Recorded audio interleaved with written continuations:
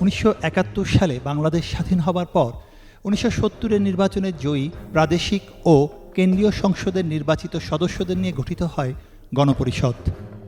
এই গণপরিষদেই পাশ হয় বাংলাদেশের সংবিধান। 1972 সালে 16 ডিসেম্বর প্রথম বিজয় দিবসের দিন থেকেই কার্যকর হয় নতুন এই সংবিধান। এই সংবিধানের অধীনেই প্রথম জাতীয় সংসদ নির্বাচনের দিন ঠিক হয় 1973 সালের 7 মার্চ।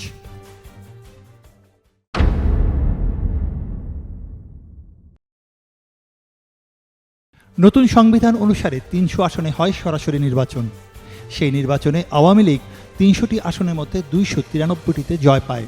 মুক্তিযুদ্ধ অনিবার্য হয়ে উঠেছিল যে কটি শর্তে, তার অন্যতম ছিল 1970 সালের নির্বাচনের ফলাফল মানতে পাকিস্তানি সামরিক শাসক গোষ্ঠীর অস্বীকৃতি।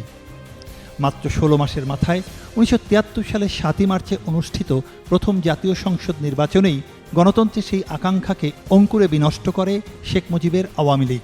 সেই নির্বাচনে আওয়ামী লীগের বড় বিজয় পাওয়াটা নিশ্চিত থাকলেও দলটির নেতাকর্মীদের কারচুপি ও অনিয়মের কারণে নির্বাচনটি চরম বিতর্কিত হয়। একজন প্রার্থীকে জেতাতে হেলিকপ্টারে করে ব্যালট পেপার ঢাকায় আনার মতো ঘটনাও ঘটেছিল। নির্বাচনের আগে প্রার্থীকে গুম করার অভিযোগও আসে।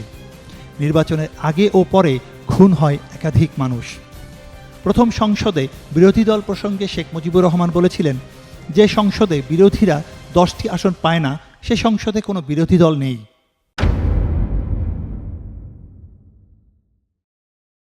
উনিশশো 75 সালের রাজনৈতিক পট পরিবর্তনের পর জিয়াউর রহমান ক্ষমতায় এসে আবারও বহুদলীয় গণতন্ত্র চালু করেন এবং 1979 সালের 18 ফেব্রুয়ারি অনুষ্ঠিত হয় দেশের দ্বিতীয় সংসদ নির্বাচন। ওই সংসদেই নির্বাচিত সৈয়দা রাজিয়া ফয়েজ হলেন বাংলাদেশের ইতিহাসে প্রত্যক্ষ ভোটে নির্বাচিত প্রথম নারী সংসদ সদস্য। নির্বাচনে মাত্র মাস 6 আগে প্রতিষ্ঠিত দল বিএনপি সেই নির্বাচনে 207টি এবং আওয়ামী লীগ 54টি আসন পেয়েছিল।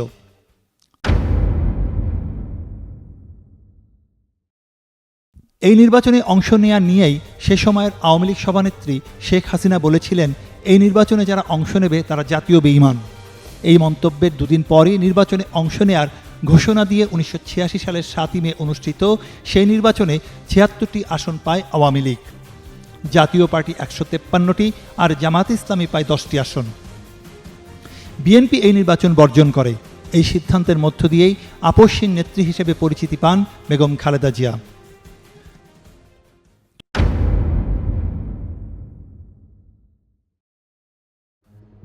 1988 সালের 3রা মার্চ অনুষ্ঠিত হয় বাংলাদেশের চতুর্থ সংসদ নির্বাচন। আওয়ামী লীগ, বিএনপি সহ বেশ কয়েকটি দল এই নির্বাচন বর্জন করে। এই নির্বাচনে জাতীয় পার্টি আসন পেয়েছিল 251টি।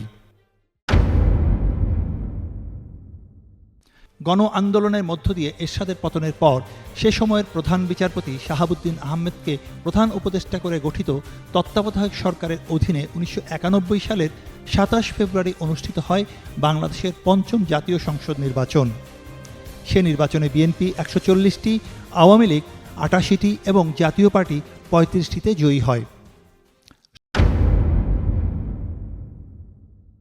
এই নির্বাচন নিয়ে নানা রাজনৈতিক সমালোচনা থাকলেও বাংলাদেশের রাজনীতির ইতিহাসে এই নির্বাচনের গুরুত্ব অপরিসীম।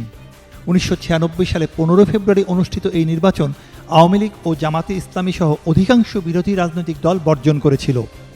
ফলে নির্বাচনে মোট ভোট পড়েছিল মাত্র 21%। 300টি আসনের মধ্যে বিএনপি 278টিতে জয়লাভ করেছিল। মাত্র 4 কর্মদিবসে সংসদ বসার পর এই সংসদ বিলুপ্ত ঘোষণা করা হয়। সেই 4 কর্মদিবসে কেবল তত্ত্বাবধায়ক সরকার বিলটি পাশ করা হয়। সদ্য আইন হওয়া তত্ত্বাবধায়ক সরকারের অধীনে 1996 সালে 12 জুন অনুষ্ঠিত হয় 7ম সাধারণ নির্বাচন। এই নির্বাচনে আওয়ামী লীগ 146, বিএনপি 116 ও জাতীয় পার্টি 32টি আসনে জয়লাভ করে। পরে শেখ হাসিনাকে প্রধানমন্ত্রী করে 21 বছর পর আবারও সরকার গঠন করে আওয়ামী লীগ।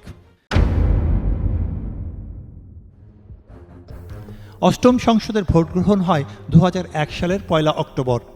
নির্বাচনে বিএনপি জামাত জোট 193টি আসন আর আওয়ামী লীগ 62টি আসনে জয়ী হয়। এই নির্বাচনের মধ্য দিয়ে বিএনপির সাথে সরকারে অংশ নেয় জামাত ইসলামী। আলোচিত 111-এর মধ্য দিয়ে গঠিত তত্ত্বাবধায়ক সরকারের অধীনে নির্বাচনটি অনুষ্ঠিত হয় 2008 সালের 29 ডিসেম্বর। নির্বাচনে আওয়ামী লীগের নেতৃত্বাধীন জোট সরকার পেয়েছিল 263টি আসন, আর বিএনপি নেতৃত্বাধীন জোট পায় মাত্র 33টি আসন। এই নির্বাচনের মধ্য দিয়ে ক্ষমতায় আসা আওয়ামী লীগ ক্ষমতায় থাকে 2024 সালের 5 অগাস্ট পর্যন্ত। আওয়ামী লীগ ক্ষমতা স্থায়ী করতে উচ্চ আদালতকে ব্যবহার করে বাতিল করে তত্ত্বাবধায়ক সরকার ব্যবস্থা। আওয়ামী লীগের অধীনেই 2014 সালের 5 জানুয়ারি অনুষ্ঠিত দেশের 10ম সংসদ নির্বাচন বর্জন করেছিল বিএনপি। ফলে রেকর্ড 153 জন প্রার্থী কোনো প্রতিদ্বন্দ্বিতা ছাড়াই সংসদ সদস্য নির্বাচিত হন।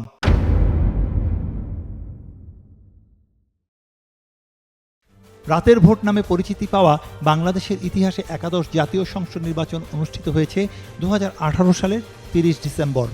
আওয়ামী লীগ সরকারের অধীনে হওয়া এই নির্বাচনে সংসদের 300 আসনের 288টি পেয়েছিল ক্ষমতাসীন দল আওয়ামী লীগ নেতৃত্বাধীন মহাজোট। সেই নির্বাচনে নৌকার পক্ষে ভোট পড়েছিল 5 ভাগের 4 ভাগ। চরম বিতর্কিত সেই নির্বাচনে 213টি কেন্দ্রে শতভাগ ভোট পড়ে, প্রায় 8000 কেন্দ্রে পড়েছিল 90% বেশি। এসব পরিসংখ্যানই বলে দেয় নির্বাচনে কতটুকু কারচুপি হয়েছিল।